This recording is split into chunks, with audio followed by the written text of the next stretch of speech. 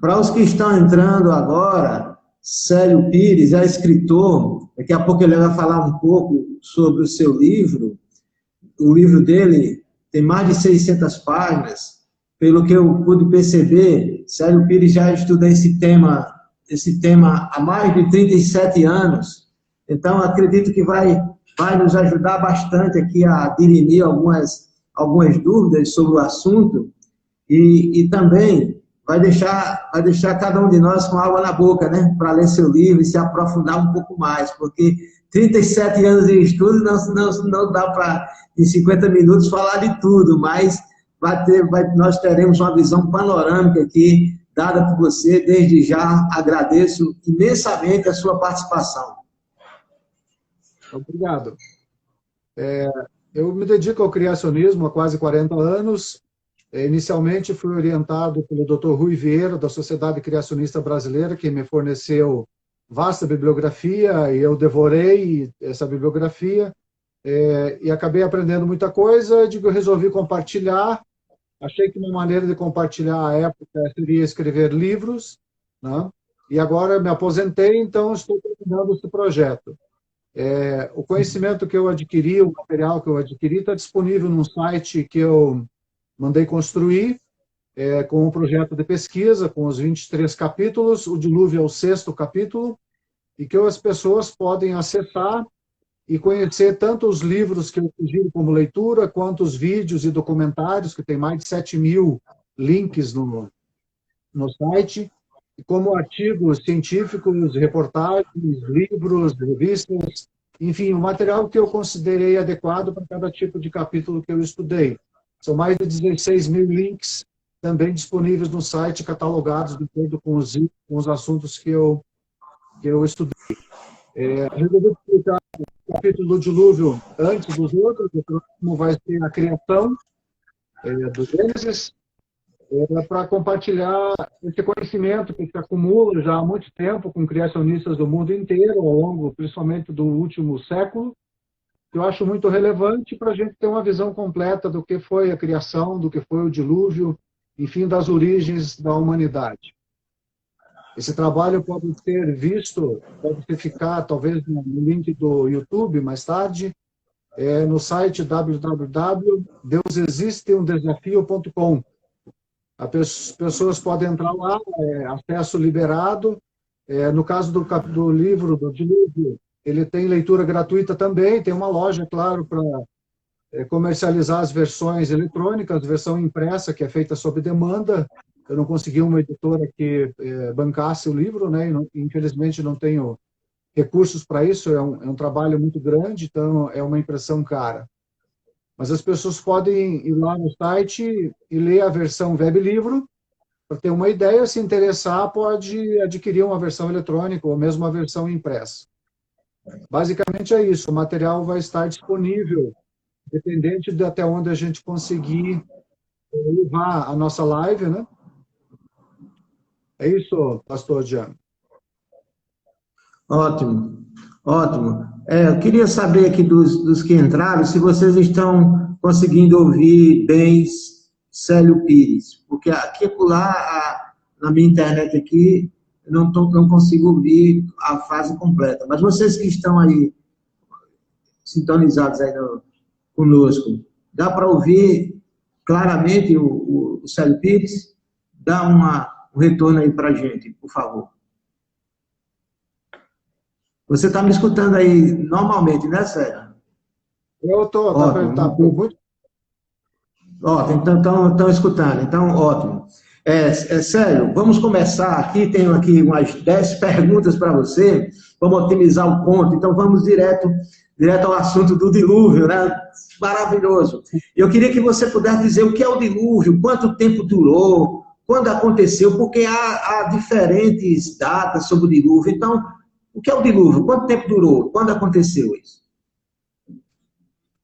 O dilúvio está relatado na Bíblia, que tem a primazia na teoria científica das extinções em massa. Está lá no capítulo 6, 7 e 8 do Gênesis.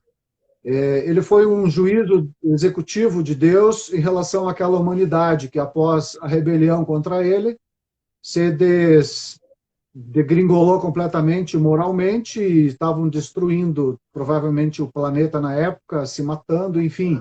A humanidade era má continuamente, em seus pensamentos, inclusive.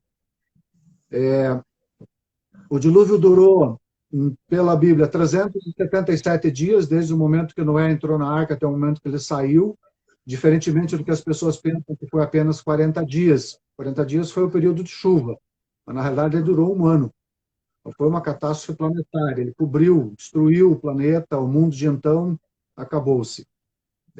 Essa extinção em massa feita por Deus, mas ao mesmo tempo que foi um juízo, foi um ato de misericórdia, porque senão a humanidade teria sido extinta. Se a gente considerar que podia existir milhões de pessoas e apenas 8 pessoas, pela honestidade de Noé, Deus considerou justo e foi possível salvar o planeta, então ele deu uma segunda ou terceira chance à humanidade como um todo.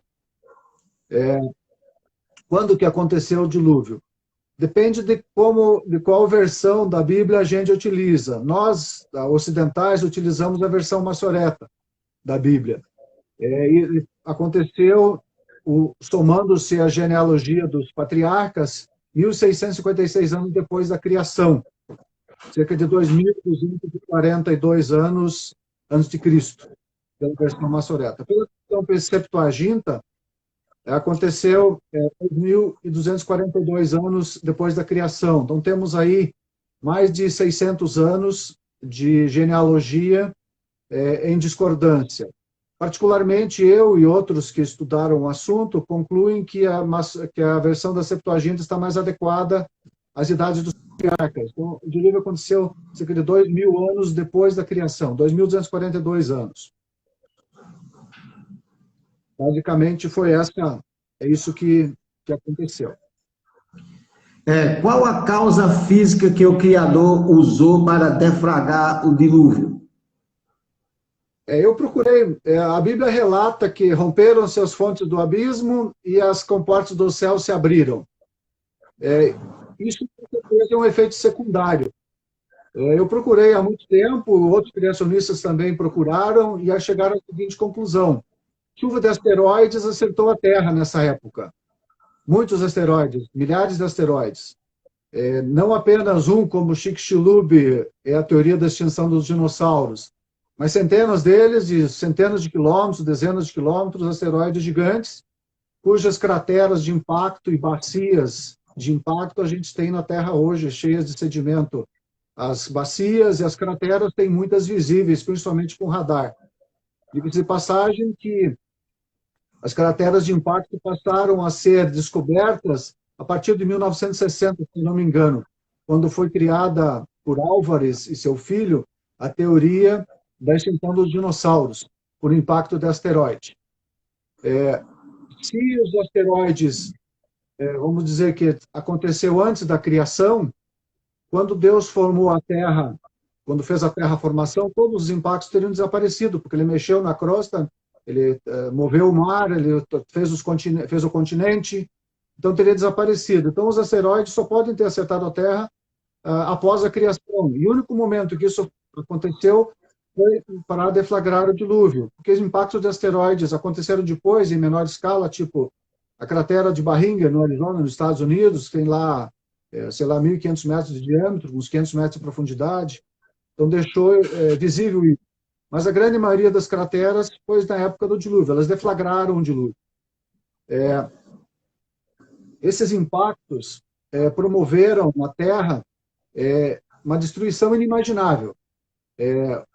O impacto do asteroide, tem filmes por aí, se o pessoal quiser se aprofundar qual é o efeito, né? Uma explosão atômica, por exemplo, Chicxulub, eles imaginam que o volume de detonação foi de 96 teratoneladas. Cada teratonelada é 1 trilhão de toneladas de TNT. Hiroshima foi apenas 15 quilotons, uma coisa, um traque, perto do Chicxulub.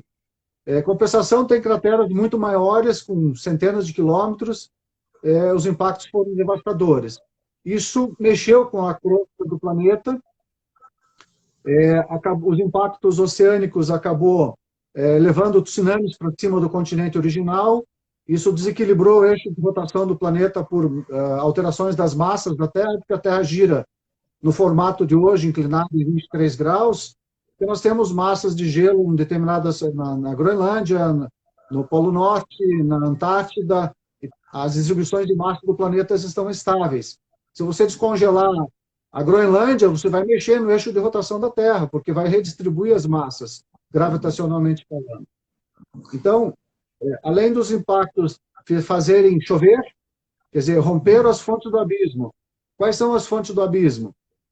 Nós temos as fontes subterrâneas, os aquíferos, nós temos as fontes termais oceânicas, e nós temos água no manto da Terra, abaixo da crosta. O volume de água é gigantesco. Então, a crosta rachou. Com a inclinação do eixo, a crosta rachou. Deu enormes derrames de basalto, formou uma cordilheira de mais de 65 mil quilômetros, que hoje está submersa, na maior parte dela, aparece uma parte do Atlântico, lá na Groenlândia e na Islândia, principalmente. E esses derrames de basalto liberaram vapor d'água. Então, quando eles rompeu a crosta, subiu o vapor d'água. Explodiram cerca de 10 mil vulcões, imagina, 10 mil vulcões entrando no... Né? Então, isso... E 60% dos gases emitidos por vulcão é vapor d'água. Então, você saturou a atmosfera. A Terra tinha um vapor d'água que mantinha uma pressão alta e que se precipitou com as poeiras dos impactos, com a poeira vulcânica, em formato de chuva. Só que essa chuva toda, dos 40 dias, não foi só pelo vapor d'água que tinha suspenso na atmosfera, mas principalmente pelas emissões vulcânicas e pelas emissões dos derrames de basalto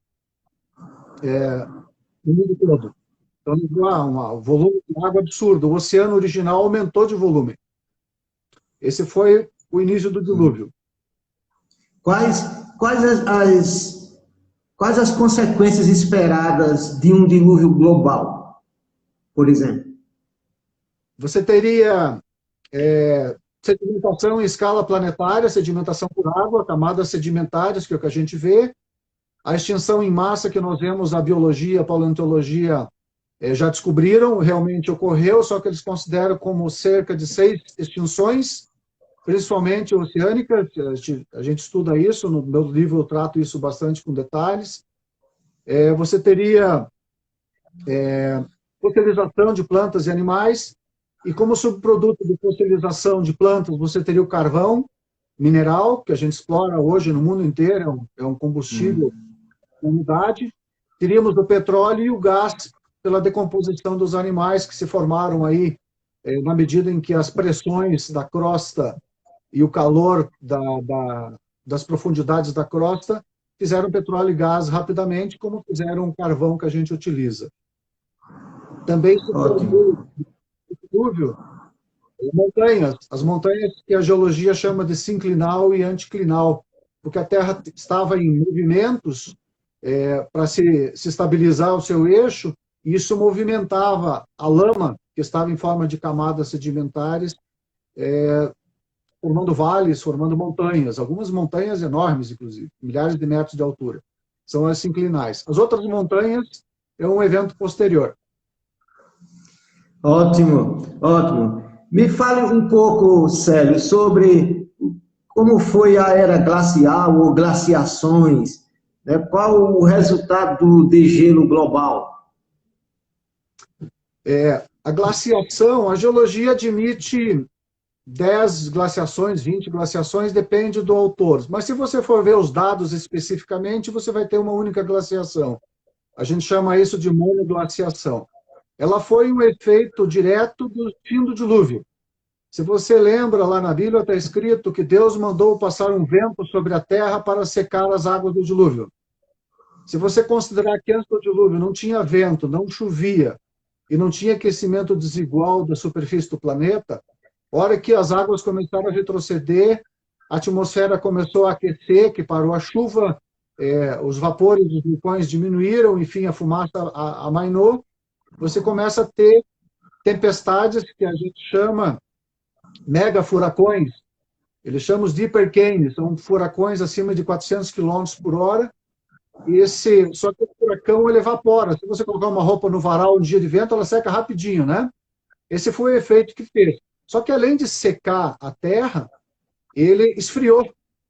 Porque para você fazer evaporar a água, você precisa retirar calor do ambiente. Tá? Aí você congela.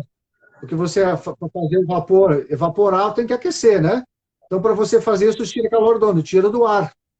Então, à medida que os ventos retiraram o calor do ar, foi gerando neve. Principalmente neve nas regiões equatoriais. Aqui no Brasil, Equador, África do Sul. Se você for ver, eu trato isso também no livro, você vai ver, tem as glaciações equatoriais. Não glaciou nos polos. Só que a Terra, ao final do dilúvio, estava inclinada a 23 graus, ou mais ou menos, enfim, a gente não sabe quando exatamente isso aconteceu.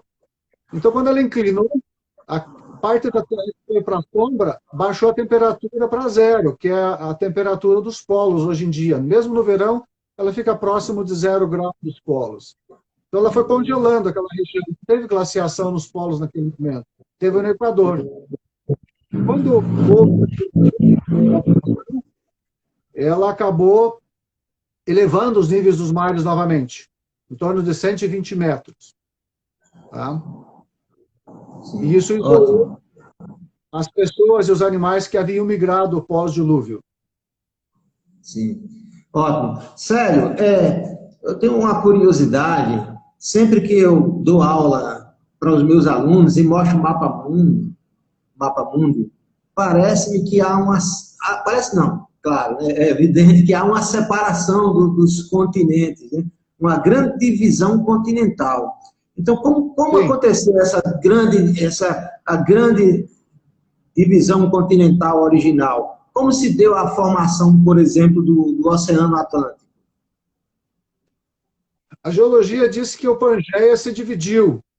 Na realidade, na minha concepção, e pelo que eu estudei com os dados que eu relato lá no livro, as descobertas geológicas e oceanográficas do fundo do Atlântico, isso foi um evento posterior ao dilúvio. No meio do Atlântico, existe uma cordilheira que eles chamam de Mesoatlântica. Ela é feita de basalto, ela é fruto do derrame de basalto da época do dilúvio, das fontes do Grande Abismo, e foram encontradas evidências que no topo dessas cordilheiras, em algumas regiões, tem evidência de glaciação, ou seja, elas estiveram fora do oceano atualmente, que hoje elas estão submersas a 5, 6 quilômetros abaixo d'água. Foi encontrada areia no pé dessas cordilheiras.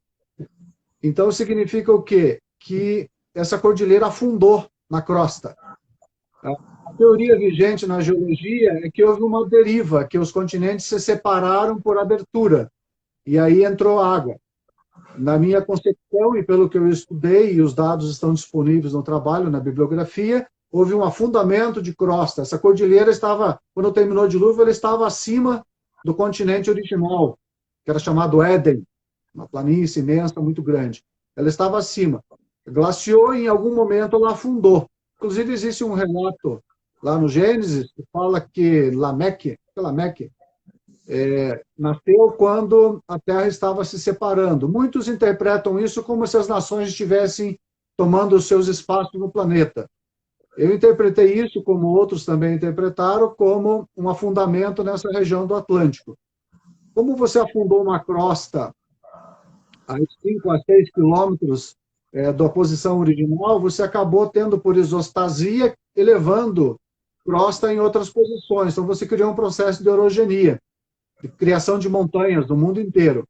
Essas montanhas novas, pós-dilúvio, você vai poder ver que elas têm camadas sedimentares. Eu coloco muitas imagens, 17 cordilheiras, na realidade, eu coloquei lá, muitas imagens mostrando essas camadas sedimentares, ou seja, ela já tinha formado as camadas e ele rompeu a crosta e elevou as camadas a, sei lá, por exemplo, o Himalaia tem 8 quilômetros de elevação, os Andes têm 5, 6 quilômetros de elevação.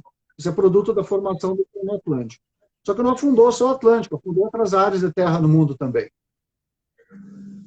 Ok, ótimo. Tem uma pessoa que fez uma pergunta, se você puder postar a pergunta novamente, porque eu não estou conseguindo visualizar aqui, mas pode postar agora novamente a pergunta, que a gente terá o prazer de passar aqui para a Célio. Mas enquanto você não posta a pergunta, Célio, vamos entrar agora na questão da arca, né? Qual o tamanho, os animais trazidos, ela ainda existe ainda atualmente, fazendo também uma interface com essa pergunta, como os animais chegaram até a arca de diferentes regiões? Gostaria que você falasse um pouquinho da arca, tamanho, animais trazidos, localização, se ainda existe, por favor. Ok.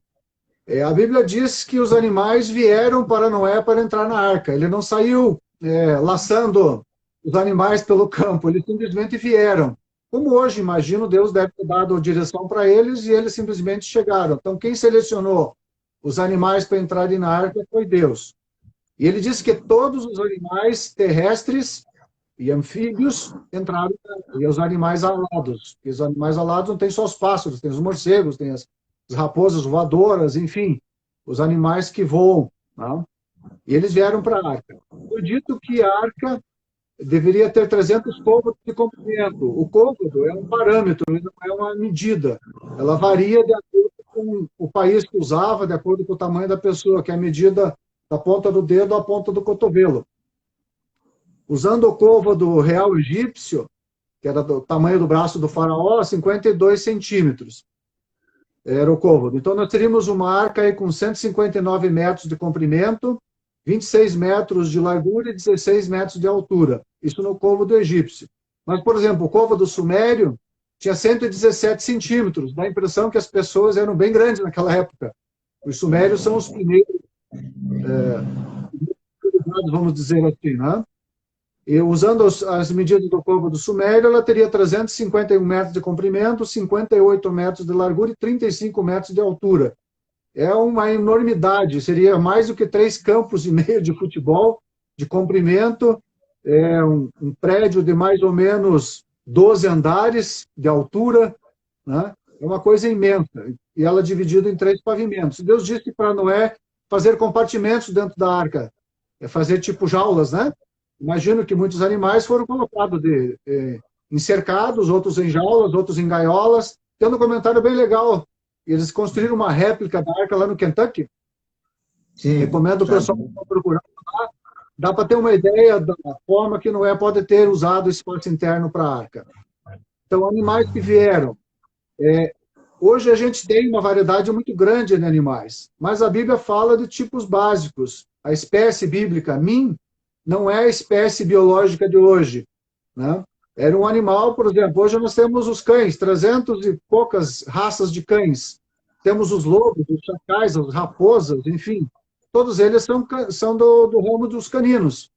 Então, provavelmente, o cão que Noé trouxe, o casal que Noé trouxe, é um animal que se diversificou depois nessas outras variedades. Trazidos na arca, calcula-se, quem estudou as famílias, eles consideram que o tipo básico que Noé trouxe é equivalente à família, a classificação da biologia de hoje em dia. Então, a quantidade de animais variaria entre 1.544 a 2.392 animais. Cerca de 950 famílias de animais terrestres. Porque os animais aquáticos não foram trazidos na arca, né? Eram só os animais terrestres. Então, os peixes oceânicos, as baleias, as tartarugas oceânicas, esses animais continuaram no oceano e sobreviveram, né? Tá? A arca, eu acredito que a arca existe, sim, ela está ainda preservada dentro de uma geleira na montanha do Grande Ararat, na Turquia. Todos os relatos que eu vi, são dezenas e dezenas de relatos de possíveis avistamentos da arca dele, antiguidade dele, consideram que Ararat era a montanha que a arca pousou, que pessoas que disseram que viram a estrutura lá em cima, ela está lá, e ela está dentro de uma geleira com os relatos mais modernos. O objeto que está lá em cima, fotografado por satélite, que eu mostro algumas imagens no trabalho, ela teria cerca de 359 metros de comprimento, ou seja, baseada no côvado sumério, ou algo parecido com isso, né? Então, eu acredito que ela ainda está lá. E como o aquecimento global está andando, em algum momento essa geleira vai desaparecer. Aí a gente vai ter certeza se ela está lá mesmo, fortificada, né, ou não. Eu acredito que ela vai estar e vai dar um choque no mundo. Vai ser mesmo, viu? Com certeza. Célio, você consegue visualizar aí uma pergunta que fizeram para você? Está um pouquinho acima, eu não estou conseguindo mais. Você pode ler a pergunta e responder, por gentileza? Deixa eu ver se eu acho aqui. Quais foram as respectivas partes dos equilíbrios pontuados do gradualismo geral da biosfera desde a origem da vida? É essa a pergunta? É isso. Sobre a origem. Isso. Sim. Olha, os criacionistas, como eu e muitos outros, que a gente tem vários grupos, inclusive o senhor participa no grupo da TDI lá do Rio, né? Existem grupos criacionistas criados com milhares de pessoas participando. Os criacionistas não são fixistas, ou seja, nós admitimos que as espécies, em função da biologia, variam, mas nós dizemos que isso é tipo básico. Um tipo básico possui a perspectiva de criar variedade para a sobrevivência da própria espécie. Tá? Então, o equilíbrio pontuado que ele cita é uma teoria lá de Gold, se não me engano, de que eles olham nas camadas sedimentares e você não vê formas de transição, os famosos elos perdidos. Então, Gold não. Então, os animais pulam de um tipo básico para um outro tipo sem ter um intermediário, porque não existe a forma intermediária. Tem milhões de fósseis e não existem as formas intermediárias. Tá? Então, gradualismo na evolução. A evolução, os animais todos que vieram na Arca, que são aí mais ou menos 2.400 variedades de animais que vieram, cerca de 950 famílias, deu essa variedade de animais que nós temos hoje em dia. Ou seja, todo animal pode sofrer mudança genética dentro do seu tipo básico. Você tem, por exemplo, os cães gerou uma variedade enorme, variedade de lobos, variedade de chacais, tudo isso fazia parte do tipo básico original. Tá? A evolução, nós consideramos que a evolução é verdadeira nesse aspecto, não no aspecto de criar uma nova espécie. Você não vai ter um animal terrestre criando uma baleia. Eu até escrevi um artigo sobre isso aí, fui descobrir. Na verdade, não existe evidência de formação das baleias partindo de um animal terrestre. Tudo isso é imaginação do autor e do artista. Né? Eles eram animais terrestres mesmo, e as baleias eram animais marítimos já, desde sempre. Então, se diversificou grandemente após o dilúvio. Os tipos básicos variaram, se adaptaram aos ambientes. Por exemplo, nós temos os ursos, tem o urso polar que é branco, que o pelo dele absorve calor, né, como se fosse uma fibra óptica, e temos o urso marrom, o urso pardo, no Canadá, nos Estados Unidos e em outros países, que são diferentes. Né? Alimentação diferenciada, inclusive. Mas são ursos. Isso. Tá? Essa megafauna trazida na Arca e a diversificação atual de animais terrestres, anfíbios, como a gente pode fazer uma relação ou um questionamento da teoria da evolução em face dessa megafauna? Quais as consequências dessa megafauna trazida na Arca? Todos os animais que viveram antes do dilúvio, a gente vê pelo registro fóssil, eram gigantes. Todos gigantes. A libélula tinha 75 centímetros de envergadura, imagina. O tamanho dos corvos que nós temos hoje em dia. Uma libélula voando deve fazer um barulho terrível. Tá? Então, todos eram gigantes. Após o dilúvio, o mundo mudou drasticamente. Você passou a ter pouca alimentação. Os animais crescem quando tem muita alimentação. Então, antes do dilúvio tinha alimentação abundante, você tinha animais gigantes, a temperatura era boa, os animais procriavam e cresciam até o máximo possível do seu código genético. O que Darwin descobriu na seleção natural, que na realidade é um raciocínio circular, é que tudo que, para haver uma adaptação de um ser vivo ao seu ambiente, essa adaptação já está projetada no seu DNA. Você tem lá, eles chamam de epigenética, várias camadas de informação no DNA. O DNA tem sensoriamento do ambiente. Ele vê, esfriou.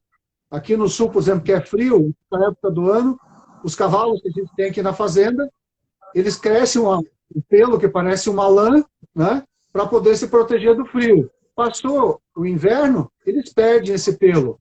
Né? Mesma coisa com os cães aqui do sul. Eles crescem uma lã por baixo do pelo para proteger do frio. Passou o inverno, a gente tem que tirar essa lã deles, eles vão soltando por dentro de casa, vão soltando por fora, né? Ou seja, o nosso DNA, o DNA animal, das plantas, enfim, tem maneiras de sensoriar o ambiente e acionar as rotinas bioquímicas para sobreviver a esse ambiente. Isso é o que Darwin descobriu. né? E se você pegar os tentilhões de Galápagos, os mais famosos, o que variou neles? A cor da pele, o tipo de alimentação, o tamanho do bico, a espessura do bico, o comprimento do bico, mas são todos tentilhões. Não houve mudança de espécie. O tentilhão não gerou uma pomba. Tá? Então, é esse detalhe. A inferência que se faz de mudanças pequenas para mudanças macroevolutivas, vamos dizer assim, é que está errada. As pequenas variações existem sim e vão existir sempre, é para adaptar o animal. O Criador já adotou o ser vivo que ama.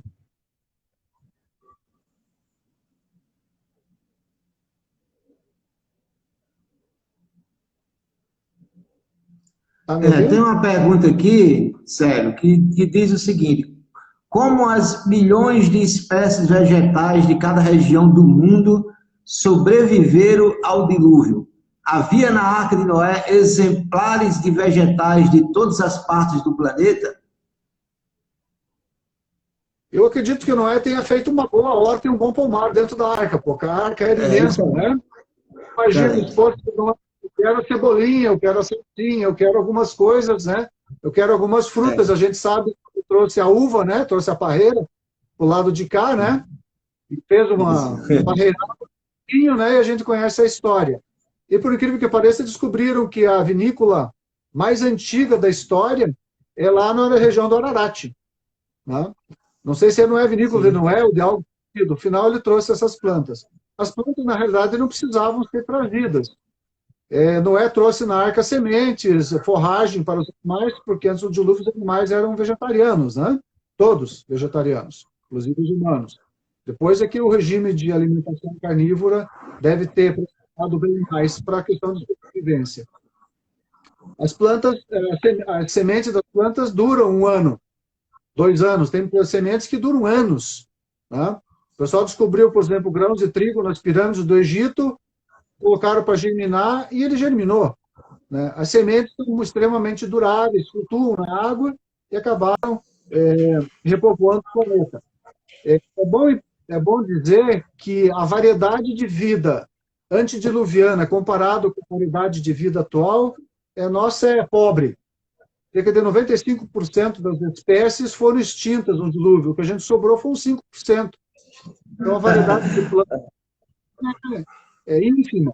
Se você pegar o registro fóssil e for analisar, tem livros aí no meu site, tem lá um estudioso lá da Turquia, que tem livros, Atlas da Criação, grátis, inclusive, para download, ele vende, é caríssimo, em euros, né? Mas ele vende. A variedade de animais no registro fóssil depois é estupenda, além do gigantismo, né? A variedade de plantas também é muito grande. Então, hoje nós somos um planeta pobre em variedade de vida, tá? Então, elas não precisavam trazer, elas simplesmente germinariam na hora que fosse o tempo adequado. Isso. Sério, fale um pouco agora, por gentileza, sobre os relatos dos povos e culturas diferentes sobre o dilúvio, como um fato, entre aspas, um fato histórico. É verdade que tem histórias sobre o dilúvio no mundo inteiro? Fale um pouco sobre isso, É dessas verdade. narrativas. É verdade, sim. Alguém catalogou, se deu o trabalho de catalogar as lendas e mitos do dilúvio pelos povos antigos, sem ter contato com a narração bíblica. Ou seja, os povos, a China, eu 176 relatos de povos antigos, não recentes, obviamente, mas povos antigos, antes das navegações europeias, que falam num dilúvio. Qual dilúvio? Destruiu o mundo, alguns animais foram trazidos, as pessoas foram trazidas, a razão da destruição foi moral e foi sempre infligida por um Deus do respectivo povo. Ou seja, foi uma história do dilúvio, em alguma medida, pelo planeta, se propagou e essas pessoas mantiveram a história, claro, com os seus nuances locais. Aquela história do telefone sem fio, né? Foi preservando de boca a boca, até que chegou alguém que registrou isso por escrito.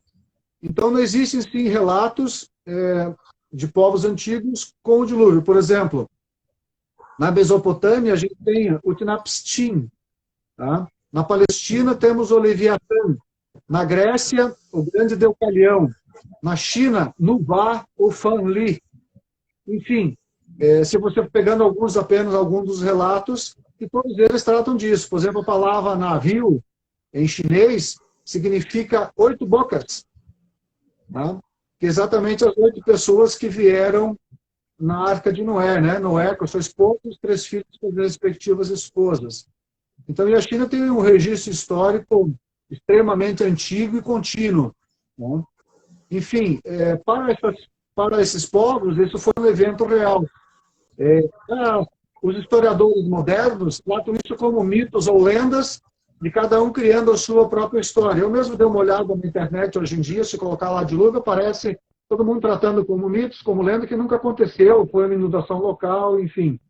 Mas se você pegar o núcleo da história desses povos, todas elas batem com o dilúvio bíblico, nas causas iniciais ali que eu relatei.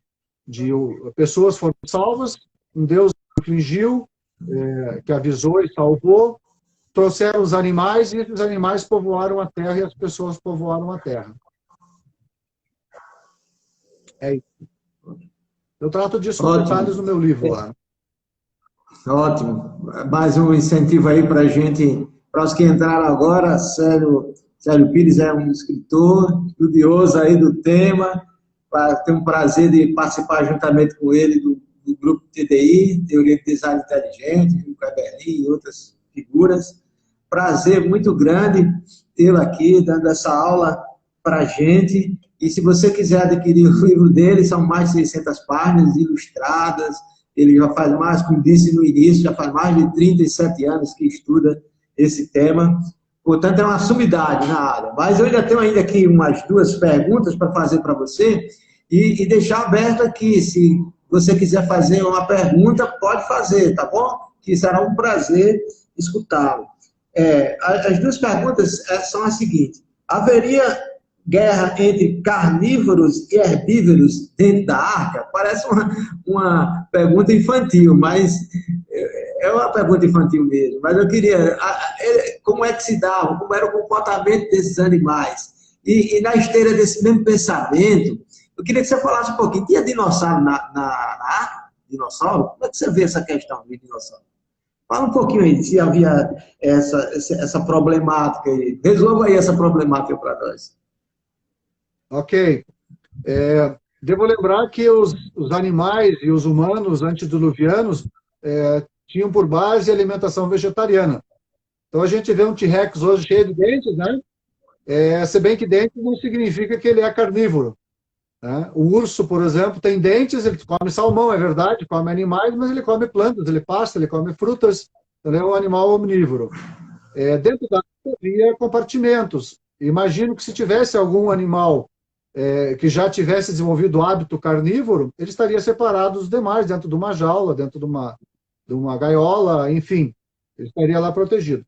O que está escrito, que Deus disse, era que para Noé levar tudo que servisse de alimento para os animais, e para ele e a família dele. O alimento de carnívoro seria outros animais, então não acredito que eles fossem comíveis dentro da arca. Eles podem ter se alimentado das plantas que eles estavam acostumados a se alimentar, né?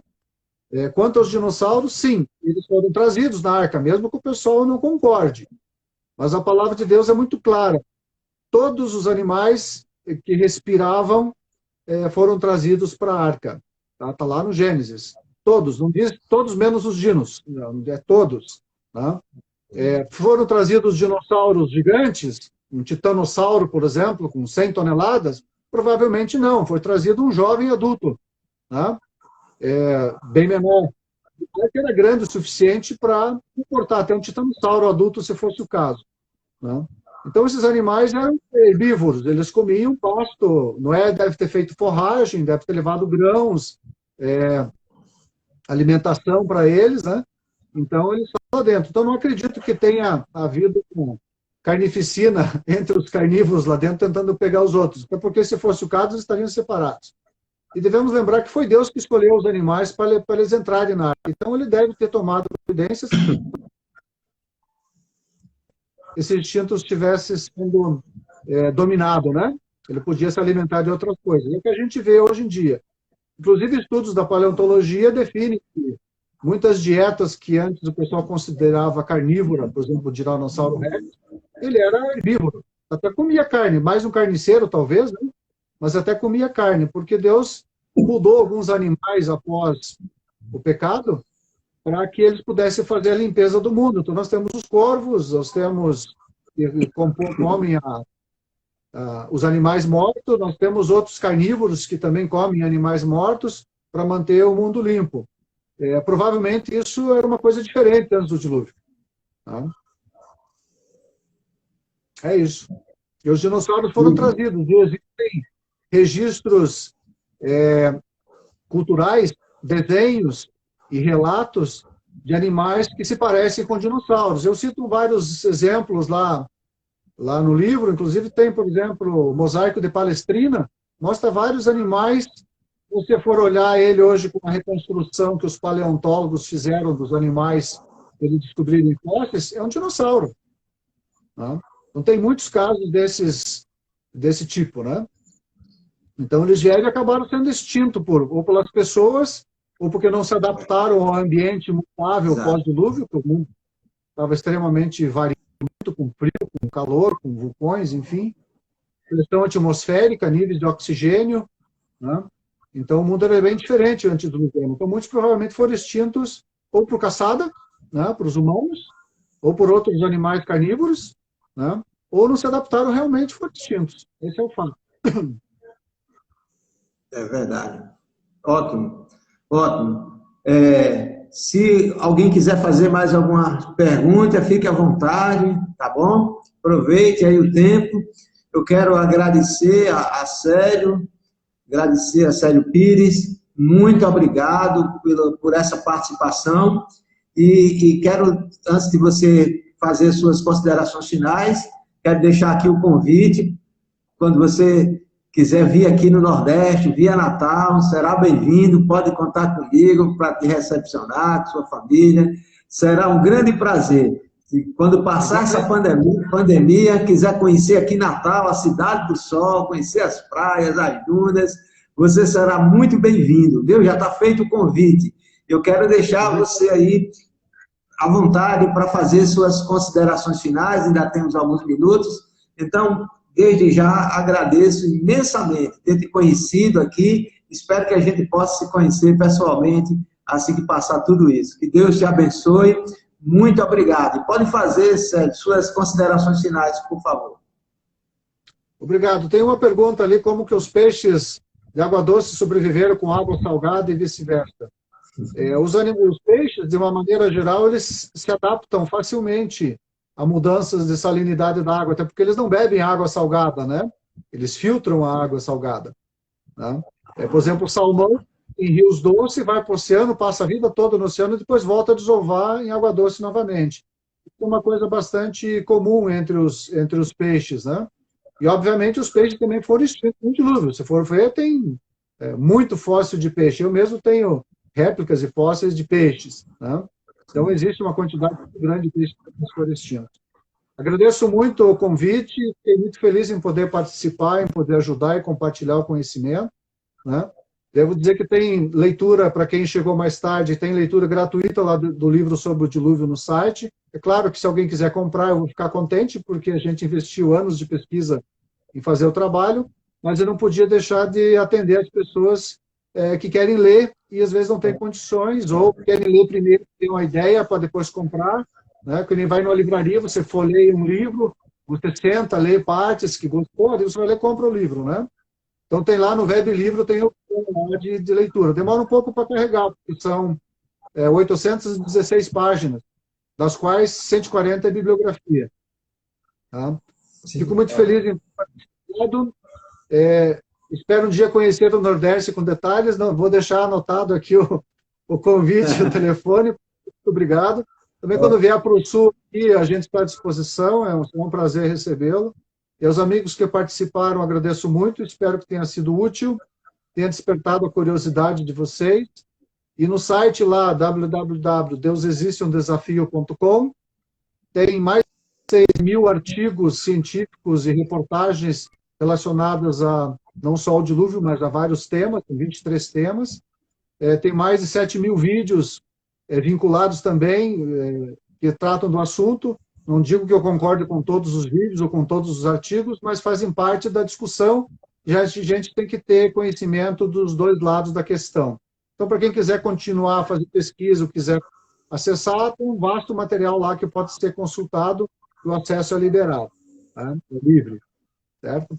Agradeço muito, que Deus abençoe, que o Espírito Santo ilumine essas informações e possa fortalecer a fé das pessoas que eventualmente creem. Quem não crê pode vir a crer, pode ir buscar mais.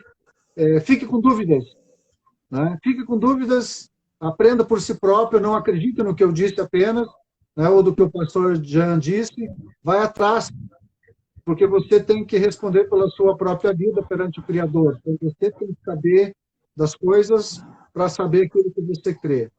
Tá? Muito obrigado, uma boa noite, Deus os abençoe.